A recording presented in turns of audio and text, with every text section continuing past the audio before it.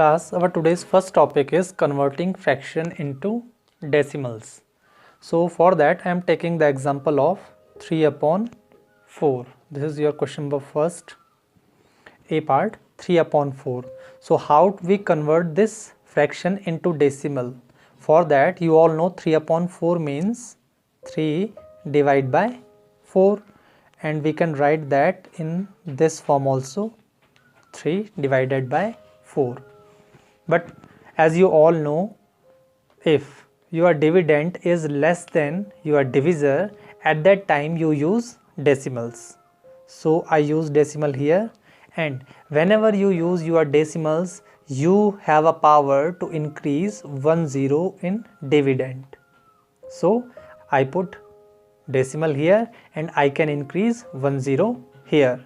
So decimals can give you the power to increase 1 0.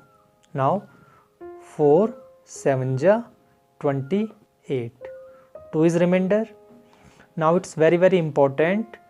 Your decimals give you the power to increase in dividend and in remainder also. In remainder also you can increase 1 0 because of this decimals. So we already put decimal here, so there is no need to put decimals time to time. So I can increase 1 0 here also in this remainder because of this decimal.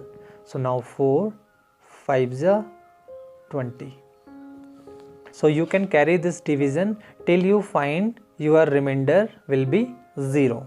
So our answer is 0.75, or we can say 0.75. One more example.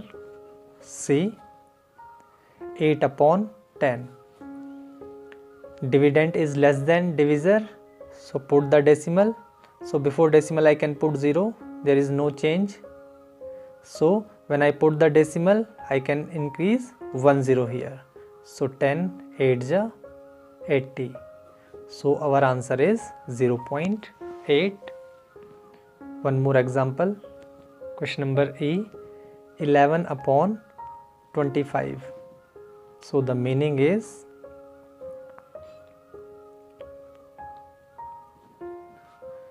so if I put the decimal I can increase 1 0. 25 4 ja 100. 10 is remainder, and as I told you earlier, because of this decimal you can increase 0 in remainder also. So I can increase 1 0 here, and 25 4 ja 100. So our answer is 0.44. Now our second topic is converting decimal into fraction. So for that I am taking the question number 2, A part, 2.75. It's very important to understand, class. You only concentrate on the right part of the decimal. So after decimal, how many digits are here? 2 digits. So it's very important, if there are 2 digits, then multiply this by that number which contain 2 0 after 1. So like 100 contain 2 0. So multiply this 2.75 by 100 because 100 contain 2 0. Understand? And if you multiply this by 100, then divide it also by 100. Why I am doing this, class? Because you all know 100 upon 100 means 1, and if 100 upon 100 is 1, then there is no change in the value of 2.75, but you can get the different kind of answer. So class, as I told you earlier, it's a fraction, so convert that also in the form of fraction.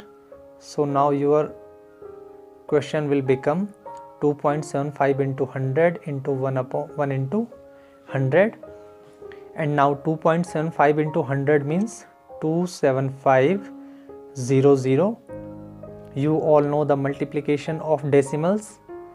First you multiply the digits as you do normally, and now put the decimal after 2 digits. Here your decimal place is after 2 digit, so here also you put the decimal after 2 digit upon 100. So your answer is 275 upon 100. I can leave these two zeros because after decimal, if there are 0, then there is no value of those zeros. One more question class. Again class, after decimal there are 2 digits. So multiply by 100 because 100 contain 2 0. And if you multiply this by 100, then divide also by 100. So the meaning is 1.25 upon 1 into 100 upon 100. So now 1.25 into 100 upon 1 into 100. So class, remember, whenever you multiply the decimal, so multiply the numbers like you normally do. So 125 into 100 equal to 12500, but there is a decimal after 2 places, 1 2 and then decimal is here. So 1 2 and put the decimal upon 100. So answer is 125 upon 100.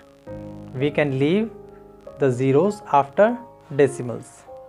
So class, next question is 4.125. Now in this time class, after decimal there are 3 digit. So multiply this by the number which contain 30, that is your 1000, and if you multiply this by 1000, then divide this also by 1000, and you all know 1000 upon 1000 equal to 1. So there is no change in the value of this particular decimal, but you can get the different kind of answer.